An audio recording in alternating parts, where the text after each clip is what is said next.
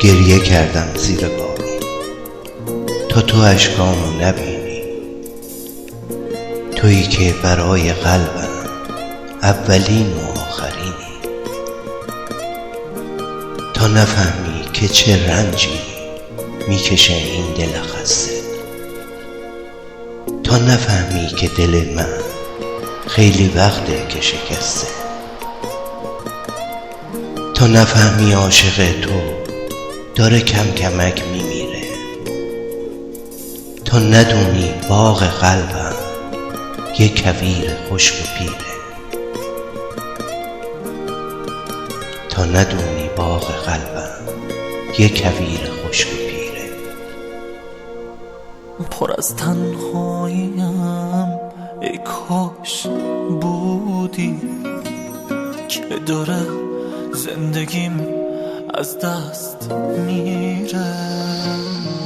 یه آهنگی گذاشتم چه میدونم اگه گوشش کنی گریت میگیره.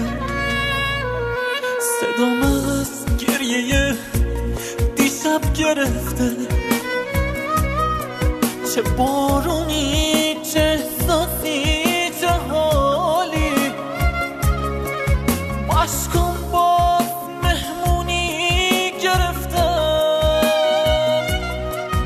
همه چی هست فقط جای تو خالی. دارم دنبال عکسامون میگردم، همونا که لب دریا گرفتیم.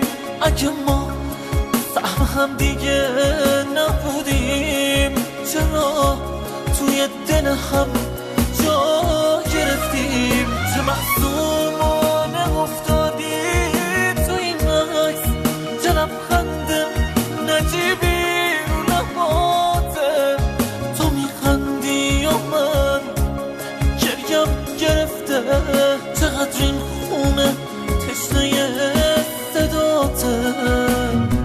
گریه کردم زیر بارون اما حرفامو نگفتم، به غرورم تکیه دادم تا پیش از پا نیفتم. تا نرنجی از غم منی که دریای دردم، تا نشینه توی چشمات قطره های پاک شبنم، تا نفهمی که چه دردی تو نگاهم شده بنمون، تا نشینه دم آخر تو چشات قطره بارون، تا بری سفر قشنگم بدون هراس و تردید، بری اونجا که بتونی بشی هم نشین خورشید، بری اونجا که بتونی بشی هم نشین خورشید.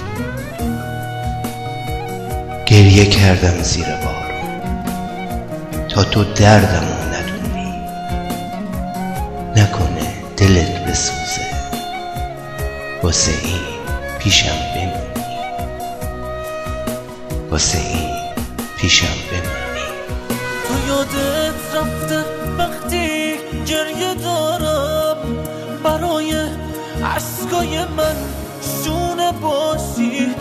تو یادت رفته باید خونه باشی، باید پیش من دیوونه باشی.